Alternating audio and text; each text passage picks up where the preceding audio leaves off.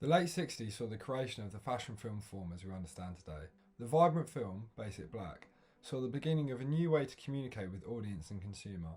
The similarities between itself and advertisement at the time is apparent, which holds true to a mirage of fashion films across the form's timeline up until the late 90s.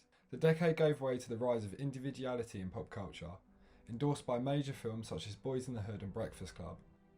The old style of brand communication became outdated, and the resulting change, action by three convergent forces, meant that the consumer claimed with increasing strength an active role in the branding process and demanded the acknowledgement of individuality from the brands. The response from the fashion industry came in the form of the short film, standing as both an advertisement and visual expression of brand identity. Named the fashion film, it exploded with popularity and creative diversity in the 20th century, with huge fashion houses and critics alike now recognising the form as a genre. In Dunham's Denim Psycho, the brand created a parody remake of American Psycho, orchestrated by brand representatives. It displays a deep level of audience understanding and targeted marketing going beyond standard practice. Independent from advertising in other mediums, brands now have conversations through the newfound artistic visions of fashion film producers who find increasingly complex and layered ways to influence target audiences. This is facilitated through the use of characterisation, an increasingly important aspect of the fashion film, and one which allows for the brand to push forward their identity and image. Bolstered by narrative filmmaking, it plays a major role in why the form is so effective for brands. Dior's Haute Couture Spring-Summer fashion film, released in 2021, brought with it a fresh way to engage with characterisation.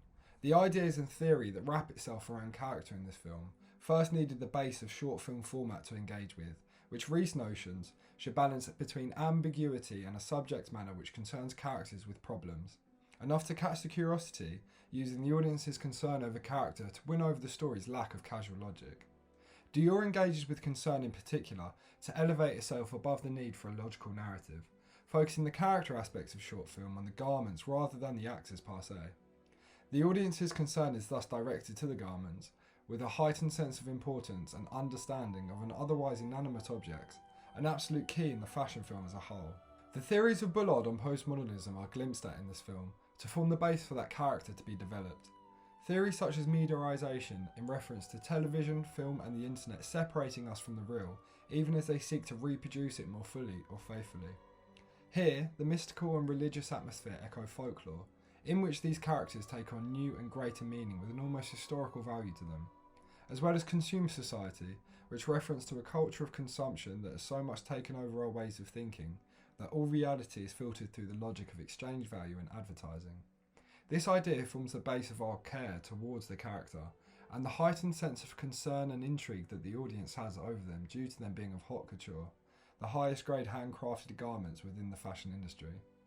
Audiences of this film will already have a level of pre-understanding of this type of garment, as well as Dior as a brand and its perceived image through promotional material, content which Gray describes using the theory of paratextuality. Texts that prepare us for other texts, setting up an audience in a way that opens up their response to a full text with a preconceived notion of both meaning and image. Dior utilises this theory here to direct the audience's perception of character, allowing for the preconceived notion that these are models to build and push the identity of the garment rather than standard character development. The flow of the film and its intended narrative is therefore dictated by these garments in any particular shot, as a direct response from the paratext theory. For example, here we see strong goals that flow through the mise-en-scène that serves to actuate the garment, one which is presenting you with an atmosphere of power and wisdom. Although this is also translated through the actor, especially within the kinetics and prosemics of their performance, the main draw lands on the garments and thus the character of the clothing are brought forth. This works through the paratext, the level of understanding that these actors are more or less models in the context of this film, and their role facilitates a place for the garments to be hung. Further underlined by the lack of dialogue, the focus of the audience member naturally gets guided towards the performance, secondary only to the wardrobe. Silence is used to pull emotions from a scene, emphasising the emotion that sound creates, a term coined filmic silence. In this scene, the soundscape highlights the crackling of fire and fluttering of wings, tightening up the atmosphere and enhancing the tension of the performance. As the character enters, the fluttering of wings accompanies the movement, drawing out the hesitation before intrigue, defining factors of discovery. The reveal of the angel also brings forward those folklore tones mentioned earlier, which attaches itself to the story of this garment at a key visual point, the progression of colour tone. The transition to the next scene, in which this character is shown, juxtaposes the warmth of this soundscape, as well as the palette, once again falling silent to the score. It allows for the audience to have a cathartic release, one which aims to connect those feelings of tension, intrigue and discovery to the viewer's perception of this particular dress.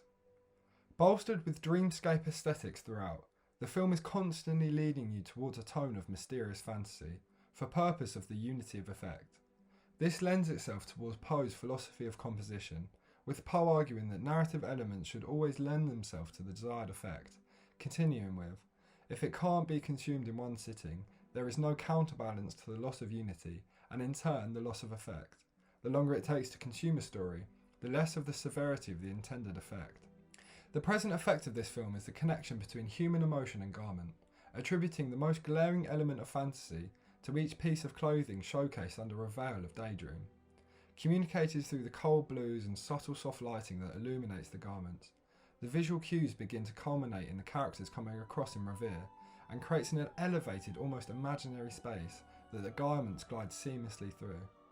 Creating this dreamscape allows for the dismissal of logic, a blank canvas for Dior to present you with their perceived identity. The film crescendos with the slow track-in, accompanied by soft piano cues that have simmered under the entirety of the score. The film has delivered us to a place of class. It has stripped back the decadent and laid bare to connect the audience to the brand. This is the first time just the model is highlighted, but instead of seeing her, we see Dior. The feelings of power, amazement and discovery, fantasy, want and desire wash over you through a simple movement from both camera and model. As she looks towards the camera, you're left with an emotional connection to the film's intended effect, tumbling back down to how you will be influenced when you figuratively look at Dior as a brand. The end credits roll, and we see a montage of the different garments, headlining them as the stars of the show before running the cast and crew. Though elusive, Characterisation is pushing forward Dior's brand identity, the narrative being a world in which that image is gospel. You're made to believe that the brand holds power, decadence and class, a fashion house able to control dreams with models that are beyond them. The imposing feeling of these garments being little more than a fantasy is an intention to lodge the brand's perceived image alongside your own perception of success. Although a beautiful, well-crafted short film, an audience mustn't lose sight of the larger ideological context in which this film sits. The fashion industry as a whole has struggled with diversity representing race. With Dior's major markets being in Asia, Europe and the United States, the favourable representation of these races on display comes across as regressive. Regretfully, both editions of this film for winter and summer fail to push the boundaries and include black models, shining a negative light on the brand image they are trying to push on the audience, and outing these films as hyper-targeted marketing pieces.